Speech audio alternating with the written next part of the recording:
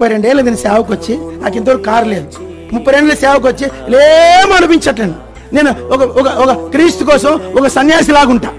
నేను సన్యాసిగా ఉంటే నాకు ఆత్మీయత ఉంటుంది. నాకు అనిపిస్తుంది అప్పుడు ఒక కారు కూడా లేదు కదా, ఒక ఇండ్లు కూడా లేదు కదరా నీకు అంటే శరీరం ఏమంటది, నీకు ఒక ఇల్లు లేదురా, నీకు ఒక కారు లేదురా, నువ్వు ఏందిరా నువ్వు నీ కథ అంటది. అప్పుడు అంటే ఐఎమ్ హ్యాపీ దట్ నాకేమి ఈ లోకంలో నాకు ఏది అక్కర, లోకములోనిది ఏది నాకు అంటే కొన్నిసార్లు కొన్ని ఉండడం అనే నా ప్రభు కోసం నాకు అన్ని కావాలా, కానీ నాకు ఇవ్వట్లేదు, దాన్ని బట్టి నేను సనగట్లేదు. చెప్పండి, ప్రభు నాకు ఇవ్వట్లేదు, దాన్ని బట్టి నేను సనగట్లేదు. ఆయన ఇష్టమైతే తెచ్చిస్తాడు, దట్స్ ఆల్. లోకములోనిది నాకు అక్కర్లేదు. లోకానికి సంబంధించింది ఏది నువ్వు ఆశించకపోవడమే లోకం ఓడించడం. యేసుప్రభుకి ఏం లేదు లోకంతో సంబంధము. పౌలు రాశాడు ఒక మాట, చాలా ఖరీదైన మాట. అందరు చెప్పండి, తిమోతి చెప్పరండి ప్లీజ్.